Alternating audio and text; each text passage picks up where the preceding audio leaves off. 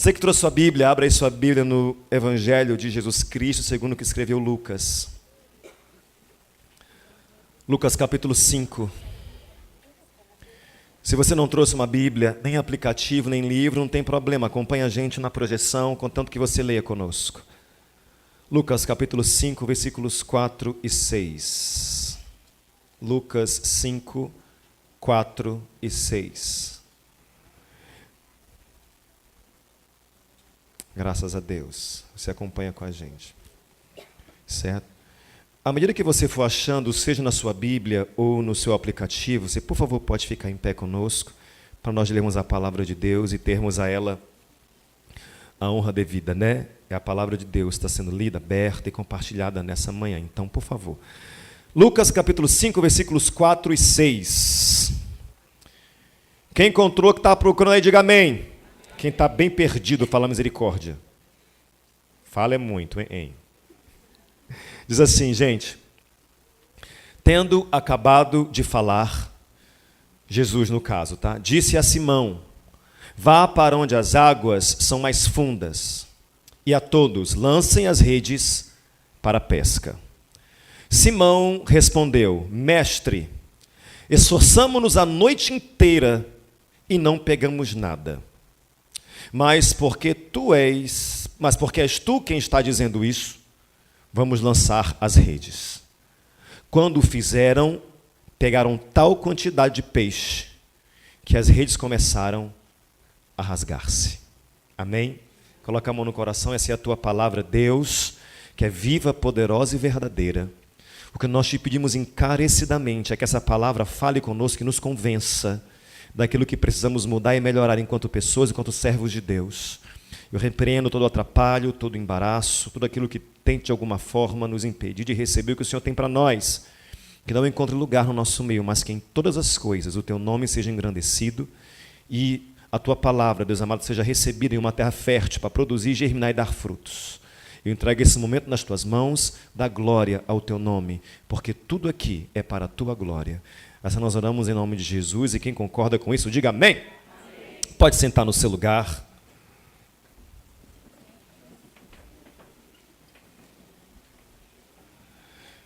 Dentro do que nós lemos, eu quero compartilhar algumas coisas com você nessa manhã. E eu creio que a proposta da... Obrigado, meu irmão. Eu creio que a proposta da palavra de Deus para você nessa manhã é te fazer compreender algumas coisas, especialmente a grandeza do Deus que você serve, porque, gente, Deus é grande. Deus é grande. Acordaram, obrigado, Jesus. Deus é grande. E assim, quando eu falo Deus é grande, gente, isso é muito, muito abrangente, isso precisa trazer paz para o nosso coração.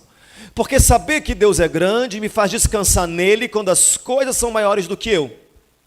Algumas situações que são maiores do que eu posso suportar, algumas situações que são maiores do que eu posso administrar, são maiores do que eu, mas não são e nunca serão maiores do que Deus, porque Deus é grande.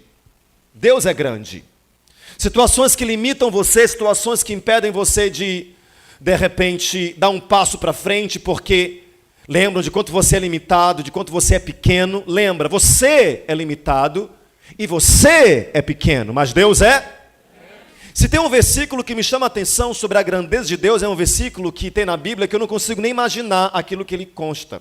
Ele fala bem assim em Isaías. Lê comigo todo mundo junto, diz assim: assim diz o Senhor, o céu é o meu trono e a terra o estrado dos meus pés. Que espécie de casa vocês me edificarão? É este o meu lugar de descanso? Gente, para e pensa, eu não consigo nem imaginar uma pessoa cuja terra é o descanso dos pés dele. Eu estou falando dessa terra, desse planeta, dessa dimensão, desse tamanho, dessa monstruosidade. Deus fala que o céu é onde ele mora e ele descansa os pés dele aqui nessa terra. Gente, eu não consigo assim avaliar o tamanho desse Deus que é o que a gente serve aqui. Eu só garanto para você uma coisa: Deus é grande. E porque Deus é um Deus grande, ele faz coisas pequenas. Pode parar essa rave. Isso, tira logo para não ficar, né? Ela está com defeito no botão, né, Luciano? Porque Deus é um Deus grande, ele faz coisas grandes. A gente que pensa pequeno, e quando nós chegamos a Deus, nós vamos assim, de maneira gradativa, orando a Deus e colocando situações nossas para Deus, como se Deus precisasse começar de um pequenininho, para Deus, pai, eu te peço, Deus, eu não quero andar de ônibus, me dá uma bicicleta. Aí depois, Deus, eu cansei da bicicleta, pai, eu quero uma moto. Deus, agora a moto não é de Deus não, pai, eu preciso de um carro 1.0. Deus, carro 1.0 me faz pecar, porque eu tenho um raiva quando eu piso, ele não anda. Então me dá um carro 1.6. Senhor, carro a gasolina é do diabo, porque está muito caro a gasolina. Me dá um carro a diesel, Jesus. Aí depois, pai, aí você vai crescendo e aumentando porque são as nossas necessidades. Mas você percebe que a gente limita a Deus ao nosso tamanho? Né? E Deus é um Deus grande, por ser grande, Ele faz coisas grandes. Então o que Deus quer te fazer experimentar as coisas grandes que Ele, como Deus grande, faz. No entanto, existem situações que nos bloqueiam de viver a grandeza de Deus. E isso é culpa e responsabilidade nossa, não de Deus. Algumas coisas nos bloqueiam de viver a grandeza de Deus. Porque não é que Deus precisa de mim, ou de você, ou de nós, mas Ele conta conosco para operar algumas coisas. E algumas situações nos bloqueiam de viver essas coisas grandes que Deus tem para a gente. Uma delas é falta de fé. E como nós agimos com falta de fé? Toda vez que nós olhamos mais para o externo e menos para o poder de Deus, é falta de fé. Toda vez que nós olhamos e damos mais crédito para o que talvez pessoas possam falar e definir, e não esperar a última resposta como sendo a de Deus, a gente age com falta de fé. Cada vez que a gente se dá por vencido em uma situação que a gente nem chegou a lutar, é falta de fé. Falta de fé bloqueia a gente de viver a grandeza de Deus. Desânimo nos bloqueia de viver a grandeza de Deus. Desânimo é uma coisa que acompanha a gente muito. Porque você não acorda do mesmo jeito todo dia. Tem dia que você não acorda bem, você sabe que é assim. Tem dia que você acordar, eu queria ter algum lugar que eu não sei onde, comendo não sei o quê, fazendo sei lá. Será que eu estou desanimado das coisas? Eu tenho que estar desanimado de tanta coisa. Estou desanimado do meu trabalho, desanimado da minha casa, desanimado da minha família, desanimado dos meus filhos. Sabe, eu olho assim, meu Deus, tão lindo esse menino, lindo quando é criança, que vontade de comer. Aí depois você cresce, porque eu não comi. As pessoas ficam desanimadas com as coisas da vida, e esse desânimo nos impede de viver a grandeza de Deus. Uma coisinha péssima que está atuando demais hoje no nosso tempo, ansiedade. Ansiedade é dificuldade de esperar. Só que entende uma coisa, Deus tem um tempo que não é o seu. E se você não sabe esperar, você não vai viver as grandezas de Deus. Porque a espera em Deus não é uma espera de braços cruzados, é uma espera ativa, onde eu oro, onde eu busco, onde eu intercedo. A minha espera em Deus é uma espera com esperança. Não é uma espera monótona, sem graça ou sem vida. Esperar em Deus é esperar o tempo de Deus. Só que a ansiedade nos impede, porque a ansiedade nos leva muitas vezes à precipitação. Porque eu não sei esperar, eu vou logo e faço. Porque eu não sei esperar, eu vou logo e resolvo. Porque eu não sei esperar, eu vou logo e mando um WhatsApp. Porque eu não sei esperar, eu vou logo e ligo. Porque eu não sei esperar, eu vou logo e tento eu mesmo resolver. Isso é uma coisa nossa, como isso nos atrapalha. Quem se considera alguém ansioso? Quem tem problemas de esperar. Quem quando chega no almoço não está pronto, come um pão, uma banana. Ah, não está pronto não? Ah, tem alguma coisa aí? Só para eu esperar. Porque a gente não sabe esperar. Quem já reclamou na fila do banco? Com indireta, né? Eita fila! O caixa é rápido, mas não parece. Eu só dou esses foras, porque quando eu estou agoniado, eu não sei esperar. Deus tem trabalhado em mim. Aí, como eu não sei esperar, que eu fico agoniado, eu dou um corte. Às vezes, na fila do banco. Jesus amado, eita, que se estivesse com pressa. Sempre alguém vira, paz, pastor. Paz. Por isso que eu digo. Como eu passo vergonha com essas coisas? Só que todo mundo sofre de ansiedade, não é só eu não, você também. Não pense você que é porque eu estou aqui que eu não sofro. Eu sou ansioso, eu sou agoniado para esperar. Gente, eu sou uma pessoa muito rápida. Quando eu penso, eu já quero que a pessoa entenda o que eu estou pensando para eu falar, ela concordar. Quer ver me matar, eu conversar, falar alguma coisa, depois que a pessoa me ouviu tudinho, entendeu? Não. Ai, meu Deus. Isso me consome, porque eu penso rápido. Tem coisas que eu já olho para a pessoa, quando eu olho, dou o sinal. E a pessoa, o quê? Eu falo, o quê? Não captei, oh meu Deus, é lerdo. Uma pessoa ansiosa, isso é um desafio. Tem alguém comigo? Isso. Obrigado, não estou só, Jesus. Obrigado, nos ajuda, nos cerca de pessoas lerdas nessa vida, Pai. Para trabalhar em nós, trabalha em nós.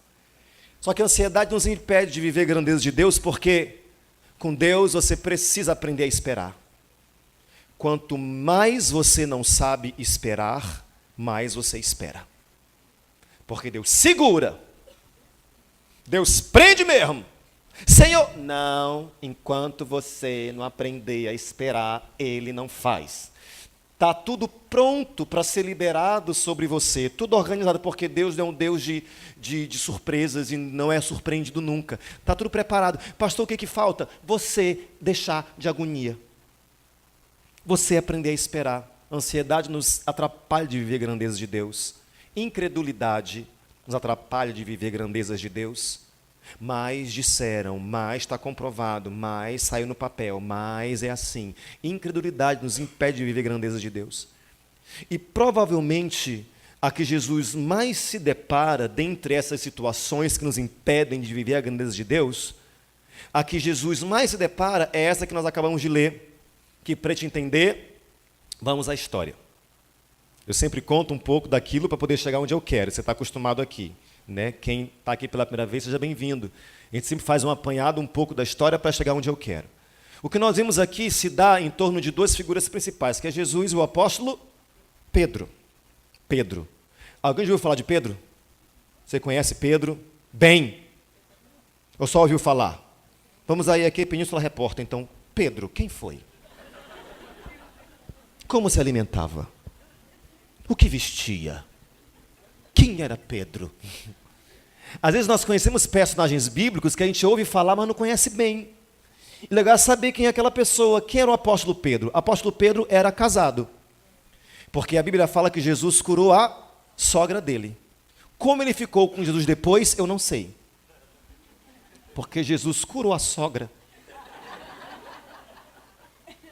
Como se deu o relacionamento dele com Jesus depois, eu não sei, amado, porque eu não imagino eu perto de uma vitória. Jesus e... Estou brincando, minha sogra é uma bênção. Uma bênção. É sim, uma grande amiga, gente. A Bíblia fala que Jesus curou a sogra de Pedro. Só tem sogra quem é casado, que eu saiba, né? Então ele era um homem casado. Pedro era hiperativo. Pedro era tenso, ele causava climas de tensão onde ele chegava. Pedro era ansioso, bem precipitado. Uma hora Jesus chegou e falou assim, olha gente, eu vou ter que lavar o pé de vocês, para vocês terem parte comigo. Aí Pedro falou, não Jesus, eu não sou digno que o Senhor lave meu pé, não vou deixar o Senhor lavar meu pé, não. Jesus falou, pois é, se não lavar teu pé, tu não tem parte comigo. Pô, então me dá um banho, me lava todo. Homem agoniado esse homem. Pedro é aquele que andou sobre as águas e quase se afoga. Pedro é aquele que negou Jesus 3 vezes. Mas não só isso. Pedro é aquele que pregou e mais de 3.000 pessoas se converteram. Pedro é aquele que foi liberto de dentro da prisão por um anjo. Pedro é aquele que Jesus falou, tu és Pedro e sobre esta pedra edificarei a minha igreja. Esse é Pedro. Os seus prós e os seus contras. Suas qualidades e seus defeitos. Como todos, nós temos coisas boas e temos coisas ruins. Pedro é um pouco da gente. E além de tudo isso, Pedro era um profissional da pesca. Ele não só pescava, ele tinha alguns barcos que ele comandava e administrava. Ele era um pescador. E como pescador, ele era bem experiente, porque acho que dificilmente alguém vai entender melhor de água e mar do que pescadores. Ele era bem experiente. E a história se dá no lago de Genezaré, ou mar de Tiberíades, ou também chamado mar da Galileia. Essa história que nós vimos. Ele é um grande lago, mas como o povo não tinha muita noção geográfica naquele tempo, chamavam de mar, o mar da Galileia. Na viagem que nós fizemos esse ano, nós estivemos lá. Fizemos um passeio de barco, nós cantamos uma canção e nós oramos, e foi tão bom. Vai ter de novo ano que vem, você pode ir na viagem. Pastor, eu quero ir, vá. Como eu faço? Pague. E você estará, tá? Vai ser uma benção ter você com a gente na viagem do ano que vem, até a Terra Santa. Esse foi o cenário, né? O Mar da Galileia, o lago de Genezaré. O que aconteceu? Pedro, ele tinha praticamente passado a noite inteira a noite inteira tentando pescar. Ele passou a noite inteira lançando rede para ver se saía alguma coisa e nada vinha na rede. Ele voltou para a beira do lago, certamente frustrado e irritado. Porque para e pensa, quando a gente faz alguma coisa que não dá certo, e você fica tentando, você se irrita. Já tentou dar um ponto no botão e a agulha não passa? E você fica, não quero mais também, pá. Se tentar fazer alguma coisa que parece que não dá certo, aquilo vai dando uma irritação na gente, Eu lembro que eu estava fazendo geralmente a gente faz em conclusão de curso, aquilo que foi uma invenção do maligno. TCC. TCC não é de Deus, gente. Quem passou por isso? Quem fez o TCC sorrindo, dando glória a Deus? Obrigado, Senhor, por esse TCC. Obrigado, Senhor, porque isso aqui toma todo o meu tempo, minha alegria, minha paz. Não. Eu lembro que eu tentava, às vezes, escrever e produzir, mas a cabeça travava. E você tenta e não sai nada. O que é que você faz? Não quero mais também. Para!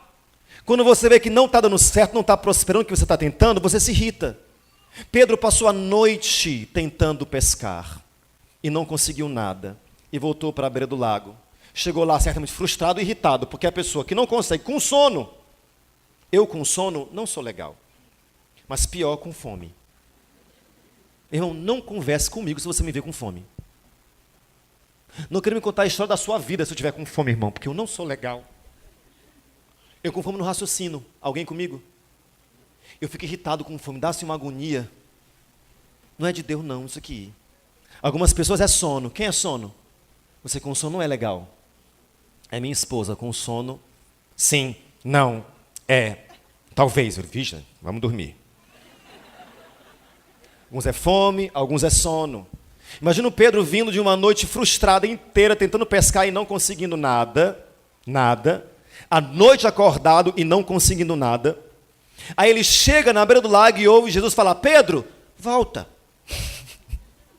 Imagina a cena, ele passa a noite tentando, não consegue nada, não pesca nada, passa a noite acordado, ele volta para a beira do mar, para a beira do lago, chega lá e diz, Pedro, volta, vai pescar. Qual seria a tua reação? Senhor, Jesus, fala sério. Jesus, tu está me tirando, porque eu estou chegando de lá agora. Eu passei, foi a noite acordado, e não consegui pescar uma piaba para colocar no espeto. Eu acabei de chegar, eu quero ir para casa, dormir, deitar, comer. O Senhor manda eu voltar. Quando alguém nos manda fazer algo que sabemos fazer, já fizemos ou fizemos e não tivemos resultado, nossa cara é sempre essa. Não acredito. E se você aceita fazer, é com essa cara azeda. Tá bom, eu vou. Eu faço. Pode deixar. Mas por dentro é a raiva. Eu vou. Demônio. Tá. Pode deixar, não, tranquilo, não tem problema, eu vou lá. Tá ótimo. Tá ótimo. Não tem problema. Mentira, gente, você está morrendo por dentro. Pedro não ficou muito feliz. Mas assim mesmo ele voltou. E quando ele voltou, na primeira jogada de rede que ele deu, Jesus o surpreendeu. Porque veio tanto peixe, quase que o barco vira. De tanto peixe. Ele viu aquilo, ele reconheceu a atitude dele de resistência, deve ter dado uma cara azeda, deve ter ficado com raiva, chateado, deve ter dado um corte em Jesus. Mas quando ele viu o que aconteceu, o milagre que aconteceu, ele ficou envergonhado. A Bíblia fala, Pedro ficou envergonhado, no versículo 8 diz assim, e vendo isto, Simão Pedro prostrou-se aos pés de Jesus, dizendo, Senhor, ausenta-te de mim. Senhor, nem precisa ficar perto de mim, porque eu sou todo errado, eu sou todo estranho, eu sou todo perdido. Que vergonha que eu estou do Senhor. Pare e pensa, e olha e percebe que por muito pouco, Pedro quase deixa de viver e experimentar a grandeza de Deus. Sim ou não? Justamente por causa da barreira que Jesus mais se depara em nós. Que às vezes não é falta de fé, às vezes não é desânimo, mas isso aqui é um problema nosso tão grande, que se chama, que está escrito aí, O quê? Sabe o que é achismo? Achismo é a tendência em avaliar as situações segundo as próprias opiniões ou intenções. Quem age assim? Porque eu acho que. Porque eu acho que. Isso aqui é. A gente vai começar a achar mil coisas. Eu ainda digo mais, o achismo é sempre sustentado e justificado pela nossa dita experiência. Não porque eu já passei por isso, então eu acho que. O fulano faz assim, você percebe que porque a gente acha as coisas, a gente começa a agir de acordo com o que a gente acha. E a verdade é que quando achamos demais, nos enchemos de nós mesmos e não de Deus. Tem gente que acha muita coisa e começa a agir de acordo com aquilo que acha e começa a fazer joguinho.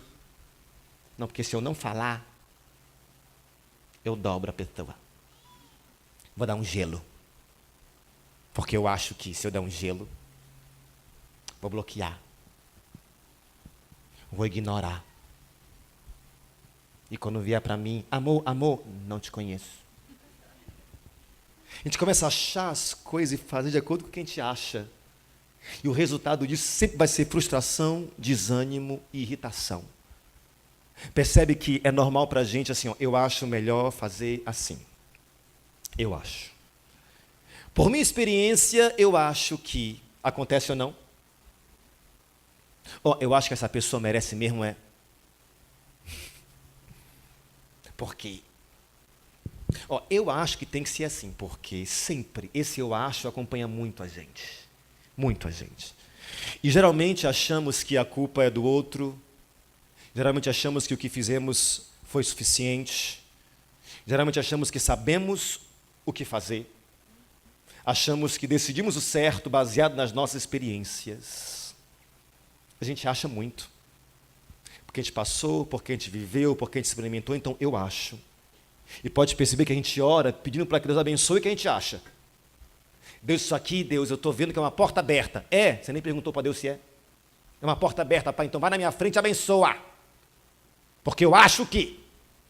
Já colocamos para Deus o que a gente acha, para que Ele abençoe.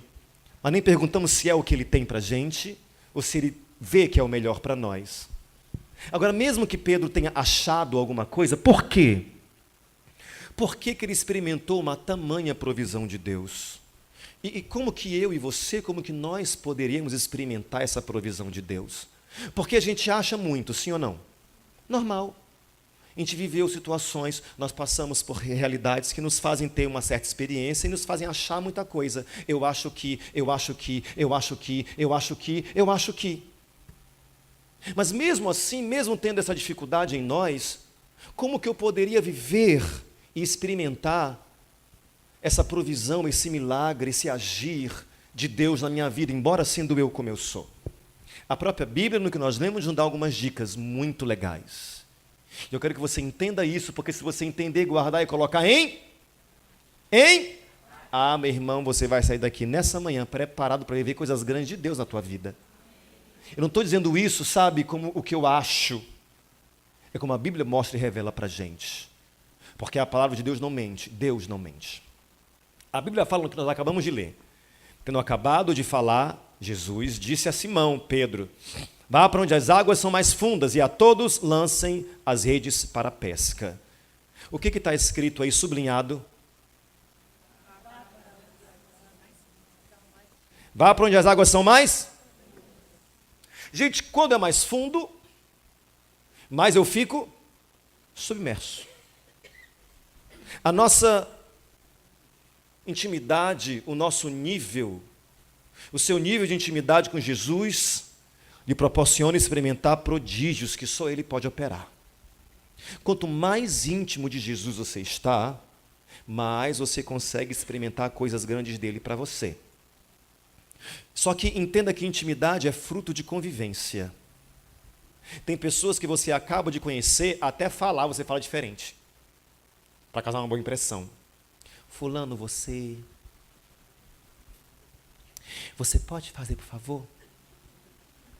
Passou um tempo de intimidade. Doido, faz isso aqui, doido, é doido.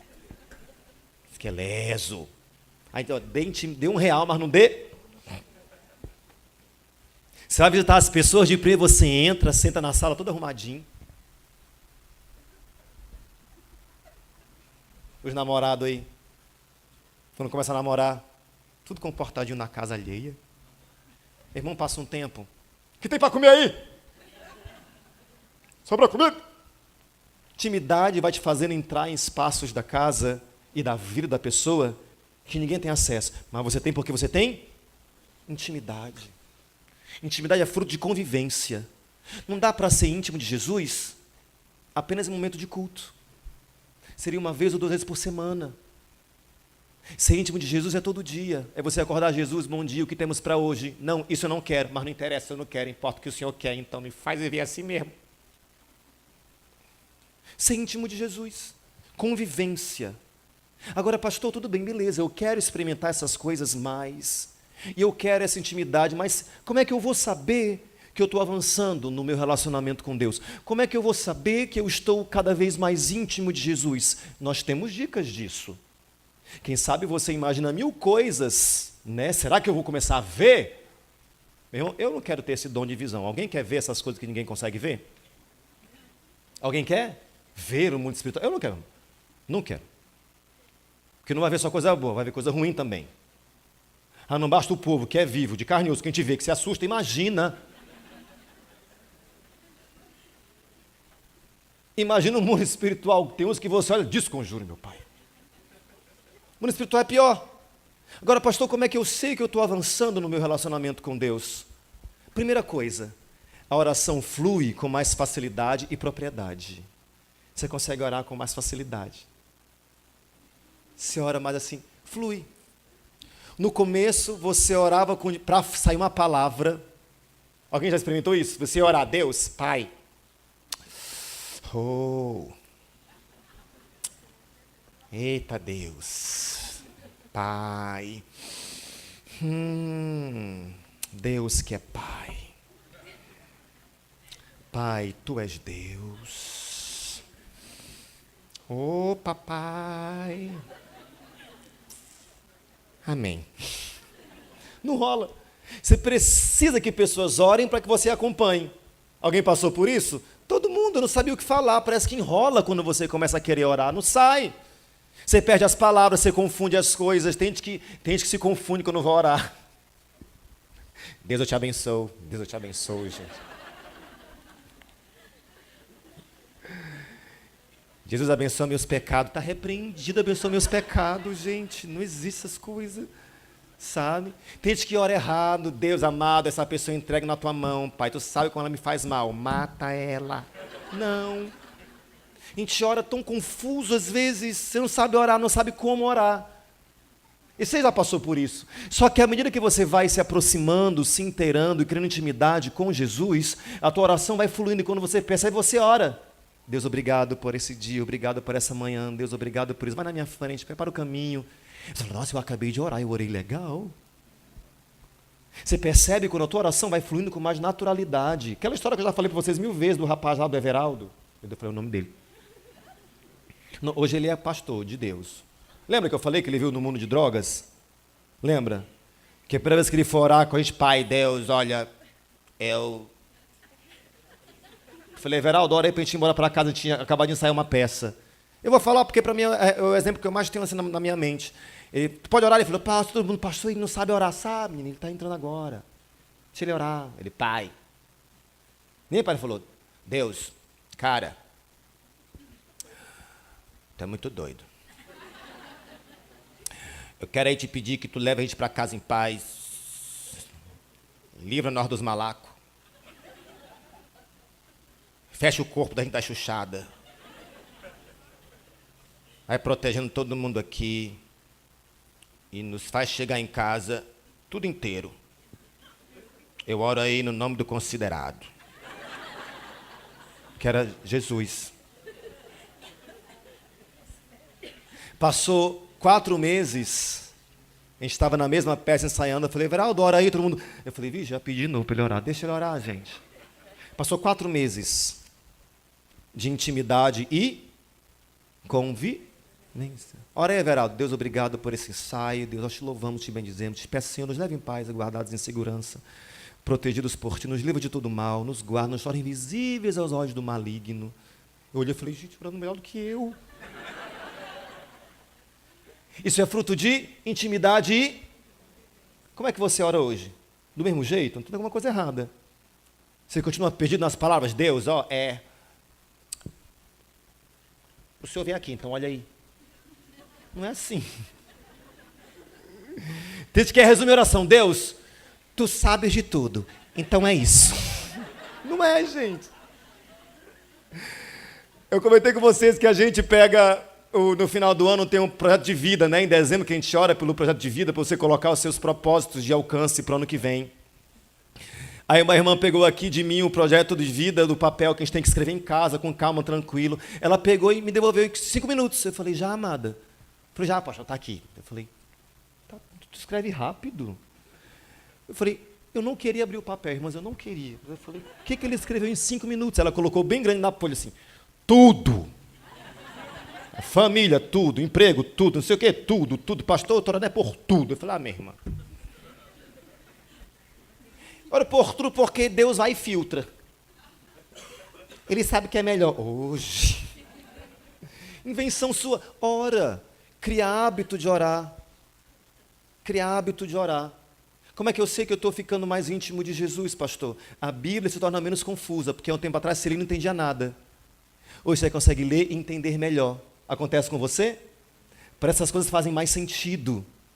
Você lê, olha, Deus está falando comigo, eu acho isso o máximo, as pessoas reconhecendo que Deus está falando com elas pela Bíblia, que outrora você li e não entendia nada. Vós sois que vós, que nós, que... Essas palavras difíceis. E agora faz tudo sentido para a gente. Como é que eu sei que eu estou ficando mais íntimo de Jesus? A nossa reação diante das adversidades e conflitos não são mais ansiosas e nem de aflição. Isso para mim é um dos melhores sinais. Tem pessoas que eu conheço do começo aqui com a gente. E quando vinham para cá, era um desespero só. Famoso né, Paulo? Ele fala que esse é ele. Pastor, olha, eu lhe digo uma coisa, é muito sofrimento. Eu digo, o que Deus quer comigo? Porque eu vou lhe falar, eu joguei pedra na cruz, E a pessoa só tem esse discurso. Aí quando ela passa um tempo de intimidade, convivência com Jesus, eu encontro com ela depois de um tempo, como é que tá, falando, pastor, as lutas estão lá, tudo doido, tudo pancadão e tudo, estou firme. Eu digo, Deus, quem viu e quem vê. Você começa a enxergar situações de conflito e adversidade, não como algo que vai acabar com você, ou roubar a tua alegria, ou vai te destruir. Você consegue passar pelas situações de dificuldade com mais leveza. Sim ou não? As coisas vêm contra você e você consegue enxergar. Eu escuto de pessoas, pastor, eu nem sei explicar, mas quando eu ouvi isso, me deu uma paz. E um tempo atrás, quando que você sentiria paz? Você ia querer morrer. Minha vida acabou. Vai orar, nem ora direito, só chora. Deus. E hoje é diferente. Você quando vai orar e você enfrenta as situações de adversidade, isso não abala tanto mais você assim não, porque você sabe que tem alguém que é por ti, que é maior do que tudo, que é grande, que faz coisas grandes. Isso sustenta a tua fé, isso fortalece você, e pode vir o que vier, você permanece firme, e se você titubear e cair, Ele te levanta e você não fica muito tempo prostrado, não. Hoje os tempos são outros, você está melhor com Jesus. Procede ou não? Como é que eu sei que eu estou melhor com Jesus, pastor? Meu relacionamento está bem com Ele.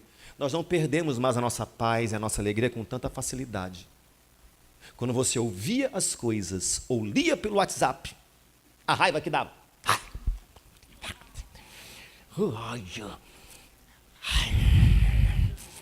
Eu nem vou na igreja hoje, que eu vou pecar. Consome a gente, acaba com a gente. Só que hoje não. Você vê, ou você ouve, ou você lê, isso não perde a tua paz. Antes era desse jeito aí, ó. Sorri, fulano, fica bem, mas não rolava. Fulano reage? Não. Você ficava com essa cara fechada. Hoje é diferente, você ri e ri aberto. De boa. Sem dificuldade. sem barreira, sem complicação. Quem se sente mais assim hoje, gente? Melhor. Isso é sinal que você está conseguindo conviver melhor com Jesus.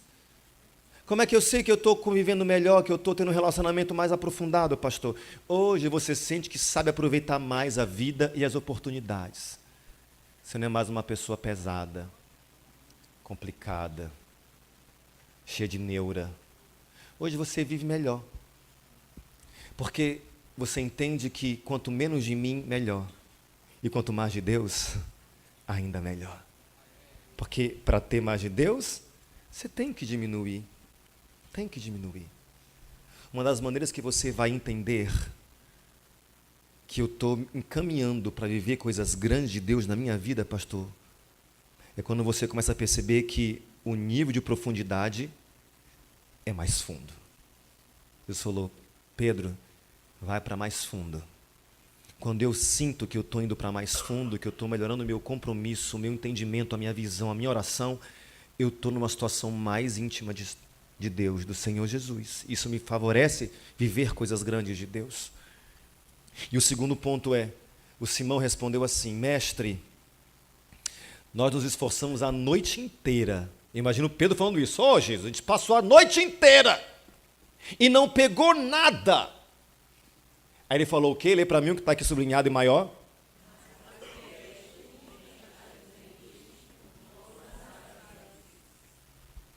Eu não queria, porque eu passei a noite lá. Não concordo. Não acho legal. Não vejo possibilidade, não vejo facilidade. Mas, como é o Senhor que está dizendo, gente, se submeter a Deus nos garante resultados mais rápidos e certos, independente do que a gente acha. Porque Pedro achava que, no entanto, mesmo assim, ele se submeteu. Não tem coisa que a gente não concorda? Ah, eu tenho que falar? Eu tenho que apelar? Eu pedi perdão para uma praga dessa, quem fez foi ele, não fui eu? Ah, Deus, eu que... ridículo isso. Você pode não querer, não concordar, não achar. Mas se você ainda assim se submeter, tem garantia de bênção de Deus sobre a tua vida. Deus fala. Nem sempre nós gostamos de ouvir, mas Ele fala. É verdade ou não é? Ele pode não falar o que você espera que Ele fale, mas Ele fala. Que a sua escolha seja sempre obedecer. Porque, meu irmão, se você quer a vontade de Deus, precisa fazer as coisas do jeito dele, não tem outra. É que seja como Ele quer. Meu irmão, então não tem que ser o que você acha. Tem que ser o que Ele determina. Porque o que Deus determina está acima daquilo que a gente acha. Quem me entende aqui? Isso não é confrontador para a gente? Não vai de encontro a gente? Ah, pastor, mas eu acho que, mas eu já passei, mas eu já vivi, mas eu já enfrentei, e eu acho que, não importa o que a gente acha, importa o que Deus determina. A própria Bíblia fala em Provérbios, consagre ao Senhor tudo o que você faz, e os seus planos serão bem-sucedidos. Não é como você acha, é como Deus determina. Deus tem coisas grandes para nós, gente. Estamos ainda em agosto, falta um pouco para o ano acabar. Mas até dezembro, Deus tem coisas grandes para nós. Quem crê recebe isso, diga amém. Mas para isso acontecer, a gente vai ter que achar menos. E de verdade, vamos ser sinceros entre a gente aqui. Quem que é cheio de opinião? Complicado, né? Uma pessoa chegou para mim e começou, pastor, é porque lá em casa só eu que venho na igreja. O pessoal de casa não vem. E é uma chatice, é uma perseguição, é não sei o quê. Pastor, eu não aceito isso, por isso que eu falo. E eu tento falar, meu irmão, está tudo errado, tudo errado. O que eu tenho que fazer? Se cala. Se cala, eu me calar de... Isso. Mas o pessoal...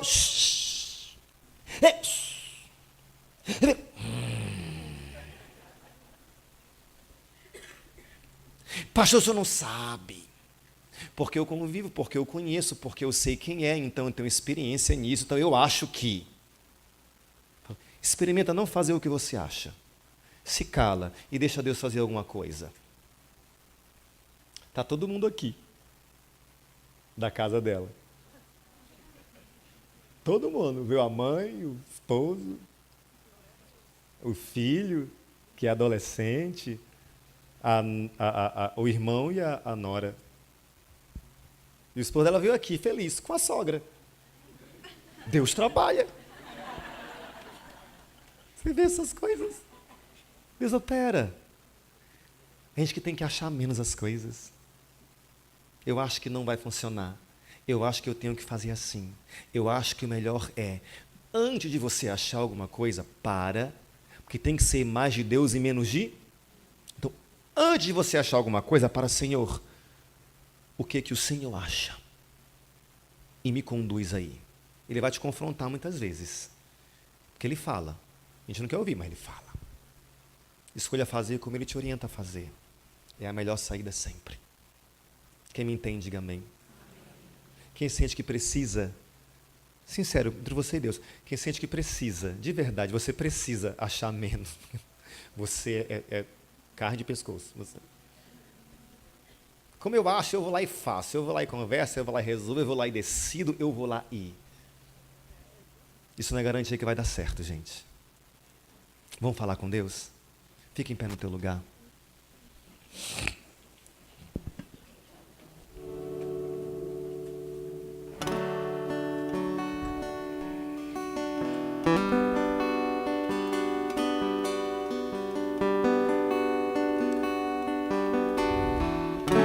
Queria que você concentrasse a tua oração em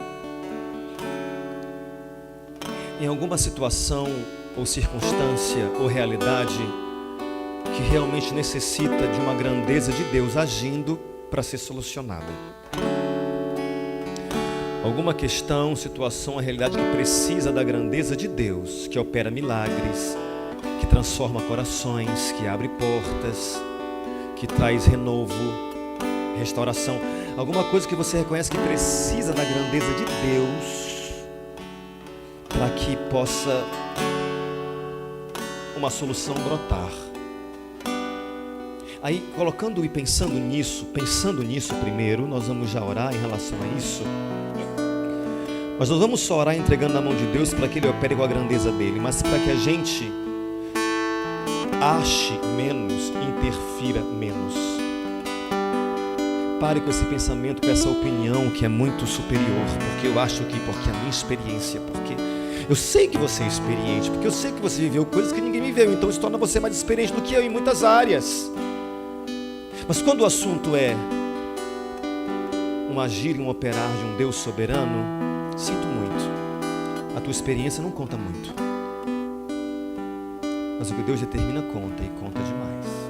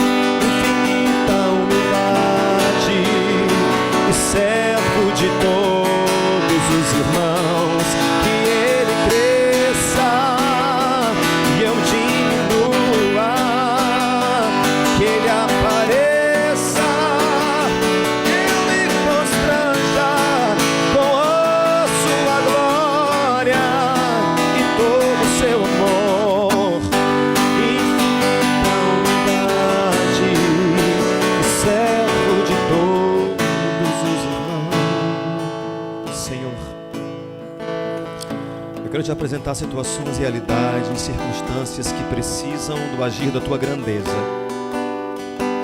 Porque isso está acima, muito acima das nossas possibilidades. Resolver isso não está dando para a gente. Providenciar uma solução para isso, Deus está longe da gente conseguir. E a gente já tentou algumas vezes, como Pedro tentou de repente a noite toda pescar.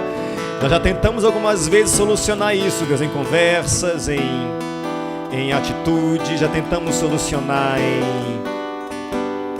em tanta coisa, já recorreu a tanta coisa, já se utilizou de tanto recurso para encontrar uma solução para isso. Mas a verdade mesmo é que isso depende do agir da tua grandeza para trazer uma solução definitiva. Mas algumas vezes, ou quase sempre, o Senhor não tem espaço para agir porque a gente acha muito. A gente começa a vir com aquele discurso de eu já sei como isso funciona, eu tenho experiência nisso, é assim que vai acontecer, esse vai ser o final. E a nossa opinião, o nosso achar, que é toda hora, Deus amado, inflamado e sempre entra nas nossas orações. Deus, eu te peço isso porque eu sei que a gente acha que vai acontecer, então a gente já ora baseado naquilo que a gente acha. E não é assim. Tua vontade é soberana, teu agir é muito maior do que o nosso. Por isso nós aqui falamos as palavras de Pedro. Deus, nós já fizemos muitas coisas para providenciar soluções e abrir portas e sei lá, aquilo que nos aflige o coração. Já procuramos fazer de tudo um pouco e parece que aquilo que a gente acha não tem muito valor. Então nós nos submetemos à tua direção e à tua orientação para que seja como o Senhor quer. Às vezes nós não vamos entender nem concordar, mas, como Pedro disse, já que é o Senhor que está falando, nós assim faremos. Então, se é para ficarmos calados em situações, nos ajuda a ficarmos calados. Se é para falar, nos impulsiona a falar. Se é para somente orar, nos impulsiona a orar. Só nos guia, nos direciona. Porque não importa o que a gente acha, importa o que o Senhor quer. Ajuda cada pessoa aqui, cada pessoa que precisa entender isso e de repente busca uma solução que está às portas de ser encontrada e até hoje não foi, porque essa pessoa acha demais, não consegue deixar o Senhor tomar frente, porque ela acha demais, é difícil abrir mão disso. Nos ensina, nos orienta, nos conduz, porque a tua vontade é que é boa, perfeita e agradável. E se nós quisermos a tua vontade, tem que ser o teu jeito. Então nos orienta isso, em nome de Jesus. Coloca a tua mão no teu coração e ora assim comigo. Senhor Jesus, o Senhor me conhece mais do que eu mesmo possa me conhecer, e o Senhor sabe como eu sou, cheio de opiniões, cheio de pontos de vista, que eu sempre alego a minha experiência daquilo que eu conheço ou mesmo já vivi. Mas nessa manhã eu faço como Pedro, eu declaradamente me submeto ao Senhor, mesmo que algumas vezes eu não entenda, eu não compreenda, ou eu mesmo não concorde, mas eu prefiro me submeter ao Senhor, porque eu preciso viver a grandeza de Deus em algumas áreas da minha vida. Essa é a minha oração, em nome de Jesus. Amém. Amém, gente. Você pode, antes de sentar, virar para alguém e falar, ó, que Deus te ajude, viu?